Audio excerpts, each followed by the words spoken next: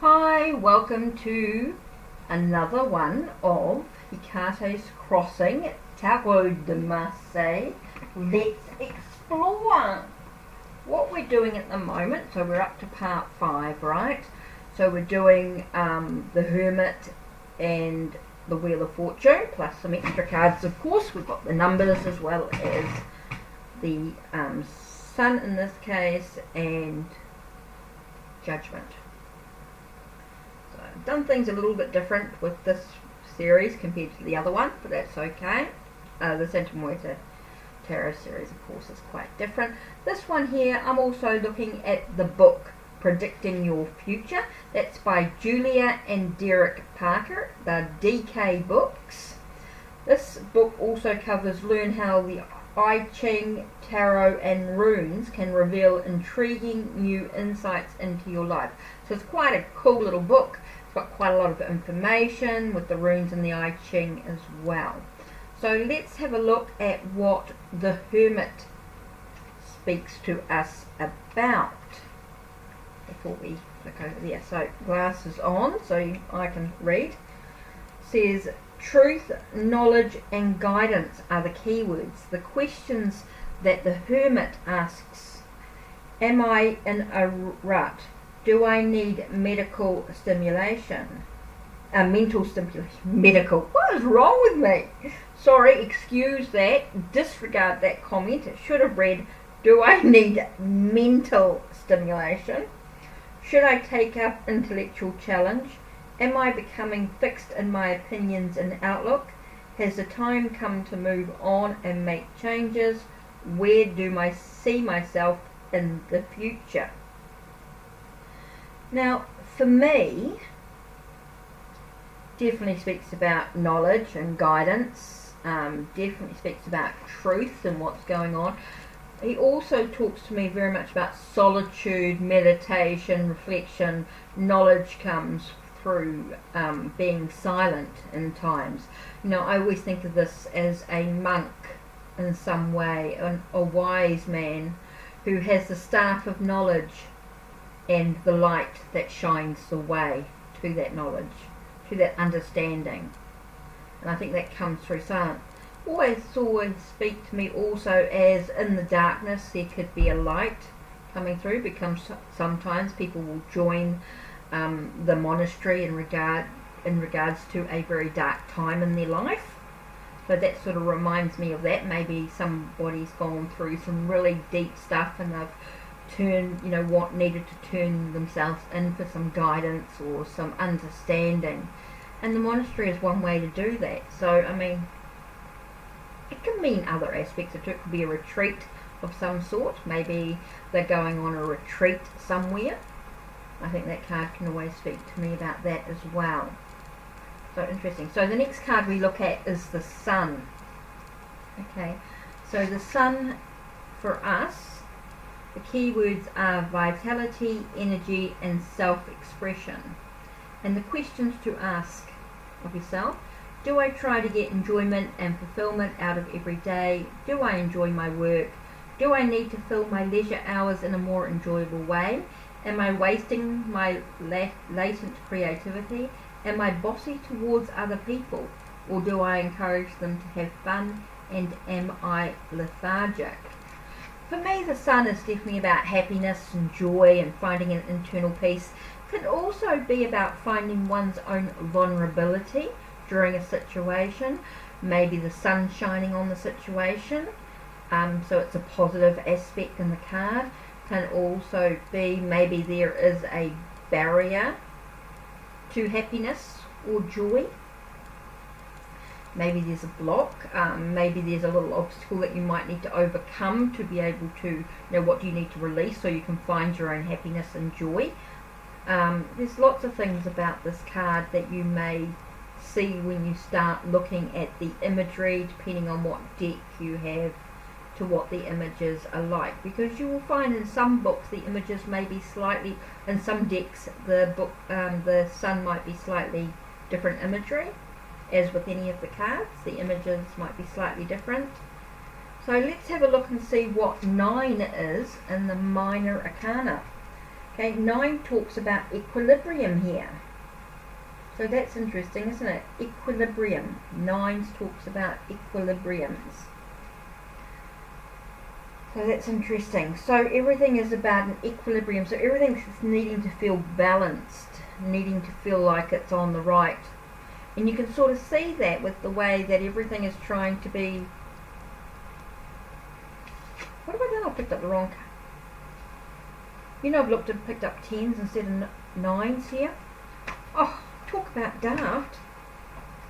Picked up the wrong pile. Start again. I thought, that looks weird. So let's start again.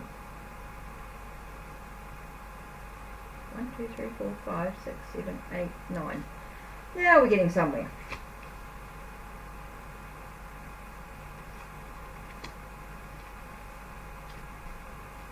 Okay, 9s. What are we talking about? Equilibrium. So he's trying to find some balance between these two. Okay, so it might be removing one, containing one. Okay, containing one. You know, create a sense of equilibrium in some way.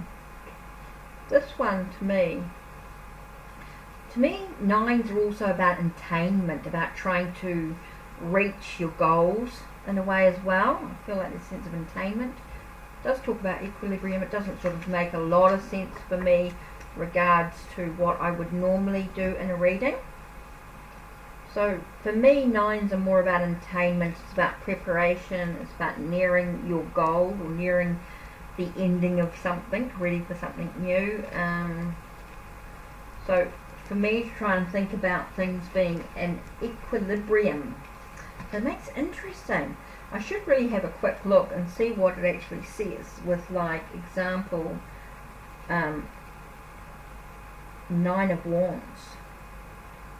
Talks about new developments in your career will turn out favourable for you. If you encounter difficulties, you can rely on your intuition and prudence. See, that's when you start getting really, once you start learning all the meanings as well, it can become quite complex.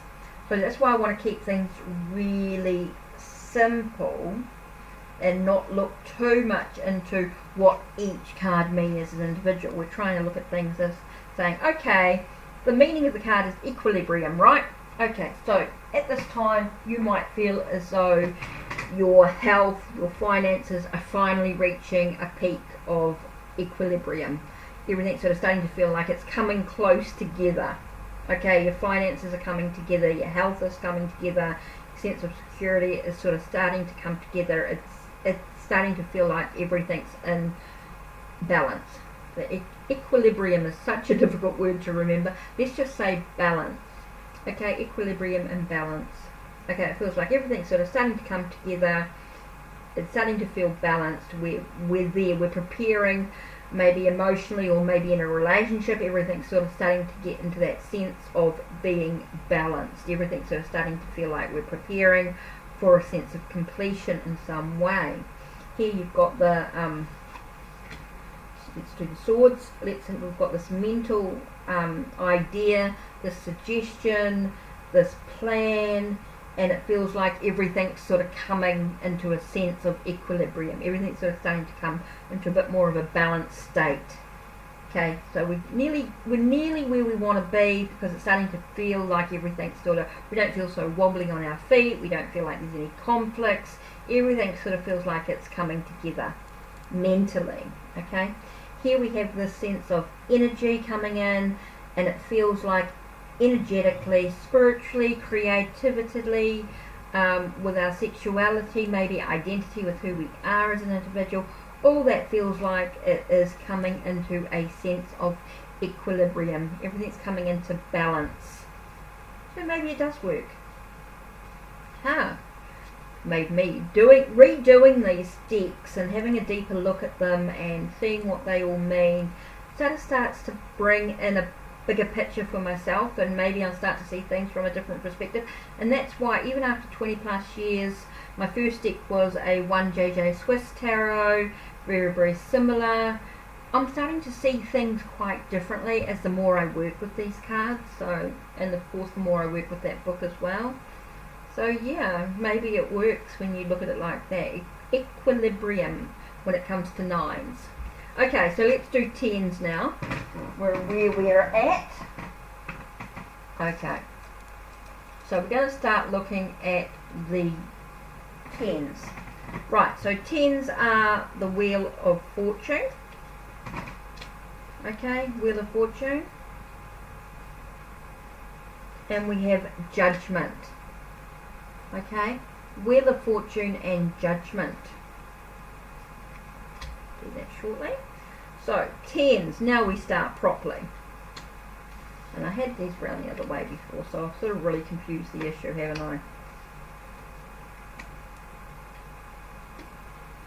Okay, you can tell some of the cards not quite sure which way is which. Are we doing the swords up or are we doing the swords down? I quite like the swords up when you're looking at them, so because I always feel like the energy is coming towards. So here we talk about 10s, right? So let's look at what the Wheel of Fortune is in here. Okay, Wheel of Fortune, let's have a look. Wheel of Fortune, the keywords are, again we have equilibrium again, change and motion. The questions are, am I ready for any changes that may occur in my life? Do I need to develop more flexibility in my outlook? Have I been keeping to my safe lifestyle for too long? Is this making me old-fashioned in my outlook? And do I need to move with the times? It's interesting. For me, the Wheel of Fortune is about destiny and fate, but I also find, because I felt that sort of resonated in some way, talking about, are you going to keep going around and around in circles, or are you actually going to get off the circle and actually make a decision? Also, do you accept life's ups and downs? You know that life has ups and downs. Do you accept that, and what can you do to change it? You know, what's going to make you move ahead in that way? So here we know change needs to take place. That's number one. I find too a lot of people reflect on the Wheel of Fortune as being a fortune card, as though it gives us good fortune, as though it represents that we're going to receive good fortune, and it can do in some cases. To me, it can also speak a sense of definitely about going around and around in circles, and do we feel stuck, that sort of thing. So there's a lot of that to sort of reflect on, contemplate. What does the Wheel of Fortune mean to you? That's what's important. Okay, the next card we look at is Judgment. Okay, Judgment's keywords are transformation and progress. And the questions to ask yourself, is there room for improvement in the way I treat other people? Do I have a tendency to be selfish and self-centered? Ought I to be more sympathetic and less resentful? Am I unnecessarily inhibited and shy? Do I allow my inner voice to put me down? So for me, I feel like this to me has always been about resurrection, resurrecting your true self. I also get the sense of blowing your own trumpet. I get a sense of helping others, helping self, helping others is a big thing. Also get a sense of being watched over, being protected. Sorry, excuse me. So I feel like the Judgment card can be about a spiritually awakening within oneself. So we think of the keywords as being transformation and progress. So maybe there has been progress in our life. Okay, so there might have been some progress, some stuff happening, and we've suddenly awoken to that realization of what's actually going on. So we feel like, oh my God, we've progressed in our journey. So that you could say to your client or someone you're reading for, have you made some progress in what you've been doing at the moment? And if you've received that, if you've been doing that progress, maybe you feel like you have awoken to new ideas, new suggestions, or maybe you've awoken to yourself on many levels. So when you look at the image, what else does the image say to you? You know, the sense of bearing the essentials. You know, I feel like that nakedness of the body is and that we see in this card always speaks to me about a net, the bare essentials, or we've been revealed. You know, we're revealed to our nakedness in a way. You know, we're revealed to ourselves. So let's look and see what 10 means in the minors. 10 talks about conclusion. So yeah, a sense of completion. So it feels like we've achieved what we need to in regards to maybe sorting out some security issues. Maybe we've sorted out our budgeting and it feels like everything's coming together. This to me is very much about inheritance and wealth. So maybe we've inherited different things into our life, whether that's come from family or from friends or from somebody else. Could be somebody unknown, who knows, someone we have inherited something from that person. It can talk about a sense of our physical health, feeling like it's sort of coming together. We've done all we need to do, and all we can do now is just wait for what's new. Or maybe our health has got better, and it could be about our health being better. Then mentally, it feels like conclusion in regards to an idea or a plan. Everything's again coming together. Mentally, maybe there's been a shift in perceptions. There's something there. Then we've got this sense of happiness with the family. I feel like the 10 of Cups talks about a conclusion, a feeling of completeness, a wholeness within self or within a family unit. This could be about family units or about a dream, your emotions. Everything feels like it's coming together. It's completely emotionally feeling good about the situation. This is quite a positive energy that comes through here. And here we've got the wands here, the 10, so that could be a completion of a project. Maybe it's completion of a sexual energy. A sexual relationship might be coming to a conclusion. In other words, it could be making way for something new. Remember, when we come tens break down to ones, and ones are new beginnings again. So we think of this ending, opening the way for new beginnings. So yeah, so that's the 9s and 10s, and I'm just going to add the Wheel of Fortune here. And if I plop it there, you can't really see, so I actually need to move. So let's move that here, so you can actually see the image, hopefully. So 21, the World, is a sense of saying farewell. So let's see what the book says for me. To me, I feel like moving through, we're an expert, we've finished the course. This is something pretty major in our life too, that's feeling complete, that we're ready to walk through into new cycles. Talks about achievement and inner satisfaction. Questions to ask yourself. First of all, give yourself a hearty pat on the back. You deserve it. And we think that you probably do not have any questions to ask yourself. Nevertheless, you might consider, having achieved so much, how can you best use your experience further to develop your own intellect and intellects of others. So this always reminds me though, and I actually think actually quite like, I'll show you Zen, and any card that sort of has that extra card, that Master, where it sort of reminds me that yes, we've reached the end of the cycle. We might be an expert in our course that we've done or what we've achieved. It's been absolutely brilliant. We're saying farewell to it. We're finished. But now we need to start again. What else can we learn to further our education? What else can we do to create a better journey for ourselves? It's all about that, I feel. So there we are. Next video will be the court cards.